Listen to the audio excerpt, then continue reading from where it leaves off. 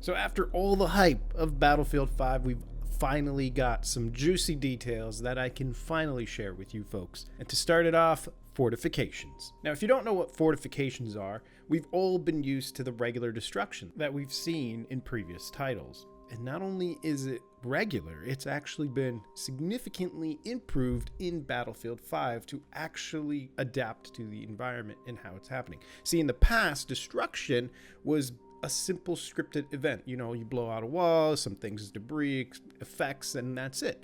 Well, now, if a tank goes through a building, it actually converts into that direction the tank went through. If it goes the other way, same thing. And there's even, when explosions happen, there's going to be parts of the building that still hang on, and then over time they kind of break off and fall down. So it's kind of drawn out, but it is a lot more detailed to what is happening. But this brings me to my next point of fortification. Fortification is now the ability to build sandbags, and not only that, rebuild a adaptive environment that is fortified, and also build resupply stations. There's a resupply station at every single flag in Conquest. Now, it's obviously not there right away. You and the team or squad mates need to go in and build that fortification or that resupply station. This can also be used to help adapt in an adapting environment. I know that sounds kind of weird, but imagine this. We're all used to Battlefield, and as the game goes on, the battlefield gets leveled. It starts becoming a plain open field, but Fortification changes this. You're now able to build and change your adapting environment to fit your needs. You can go in with your squad and build and change. Now, the thing is, it does come with some things that you need to know. Every class is able to build fortification. So essentially an assault class can go in and build some sandbags, you know, or maybe even start working on the resupply station. But the support class is the one that is very important in this. They can go a little bit further. They can build mounted guns and so much more. So fortification seems to be catered a little bit more to the support class, but every class can do it. Now, if you're attacking an objective and you notice that the enemy team has a resupply station or a fortification, you can still destroy those. So it makes it easier for you to take that objective. Now, I want to emphasize how important fortifications are. This is game changing to the entire Battlefield franchise. You can only do destruction before, now you can fortify, and you can build trenches, build foxholes, and rebuild on what was destroyed, add mounted guns, and so on and so forth. This fortification system is huge, and it is very important and useful on the battlefield. So you might be asking, how does this work? Well, in Battlefield 1, everybody was given a gas mask. This now is changing to everyone has a toolbox, but the support has the best of it all. He can build and repair stationary weapons.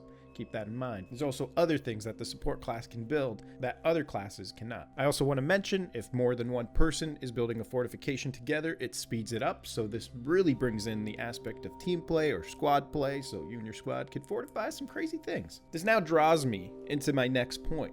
I'm sure we've all seen the stationary weapons, and we've all said, man, I'd really love to be able to use this in another place, and you didn't really want to be restricted on what you're using. If you were to spawn in with a tank, you kind of wanted it to be an AA or maybe a field gun or so on. Well, now this is all changing. These things are now being able to be towed.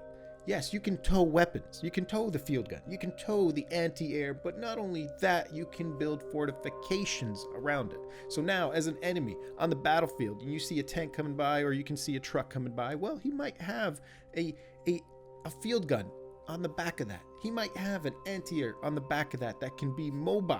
And you'll have your squad mate sitting in the back of it. And at any point, you could say, you know what? We want to park the anti-air or the field gun right here, and then you can build fortifications around it. So now you are changing the battlefield to your needs with your squad. This basically allows you to be creative and set up your own defenses with these towed weapons. It's bringing in a huge sandbox feel to Battlefield. Now keep in mind, you can still sit on the anti-air as it is being towed and fire away as it drives around. So if you're an enemy and you see a vehicle towing an anti-air or some kind of weapon, you want to take that weapon out so they have no chance of fortifying it or using it mobile. So obviously this leads into the point that squad play and team play is vital to the battlefield, specifically squad play in Battlefield 5. See, now when you join a server, you're not going to be put in an empty squad. You're going to be put into a squad right away. You have the option to go play alone, but you will be put into a squad right away. So you can always be teamed up and ready to go. But not only that, there is a new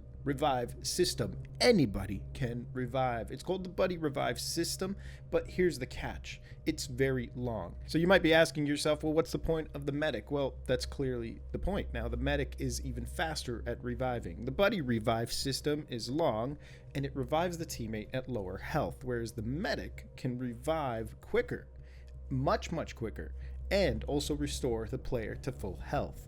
The other difference is the Buddy Revive system only works for your squad mates. You can only revive a squad mate, whereas the medic can not only revive squad mates, he can revive teammates. But knowing DICE, they also love to push the boundaries and take it a step further. You ever play Metro or any of the previous titles where a teammate's out in the open and you want to revive him, but you know if you revive him, you become that bad medic because he's obviously going to die and you're probably going to get yourself killed? Well, now there is a dragging system. Yeah, you heard right. You are able to grab your teammate and drag him when he is down out of the battlefield so you can revive him in a safer place.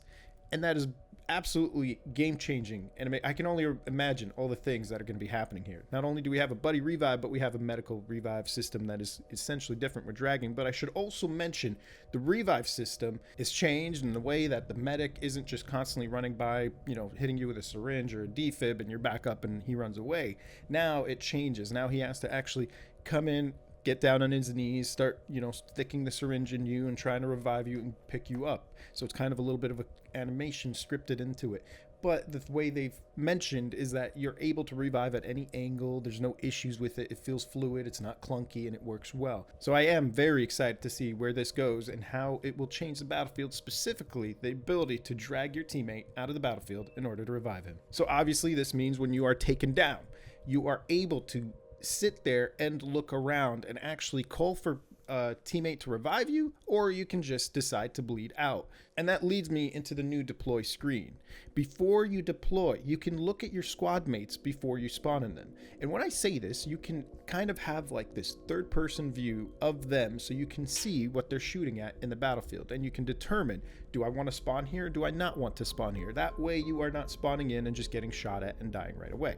I will also mention that when the entire squad gets taken out, you are now taken back to the overview of the entire map, like we've seen in Battlefield 1, where then you're able to decide where you want to spawn. Squad wipes are critical and they are punishing.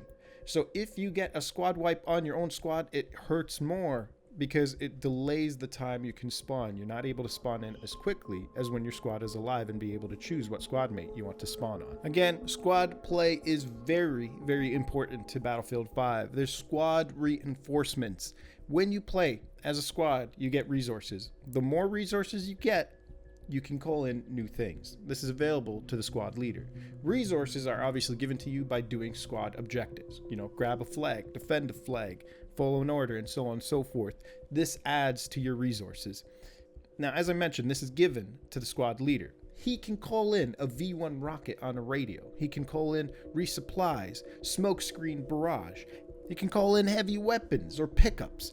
And most of all, he can call in hero vehicles. That's specific to the squad, so only the squad can get into it, like the Churchill Crocodile for the British Army, or the Strum Tiger tank for the Germans. So believe me when I say squad play is very critical, and you're going to want to do it and probably want to be a squad leader and give the right commands, because as a squad leader, you're able to do so much more now in Battlefield 5. This was a lot of information, and before I close out this video, I've got a lot more information to throw at you guys. So I'm going to leave it here, let you guys digest this and come out with new videos, because I've got a video that is very specifically catered to gunplay in Battlefield 5. I've also got an interview with a dev where I can talk about things we spoke about, and I'm going to be giving this details all to you guys because you know how much I hated the Battlefield 1 gameplay in the sense of the gunplay, where I felt like it was too easy and the skill ceiling was too low, and this has changed. I can officially say it has changed. But I also want to say that the design pillars to this Battlefield 5 game is completely different, where there's a lot of physical and kinetic things that you're going to see happening to character models. The environment changes as the player moves through it, and I know that sounds kind of weird, but you'd have to see it to understand it, so I'm going to probably have some footage for you guys later to explain this a little bit better.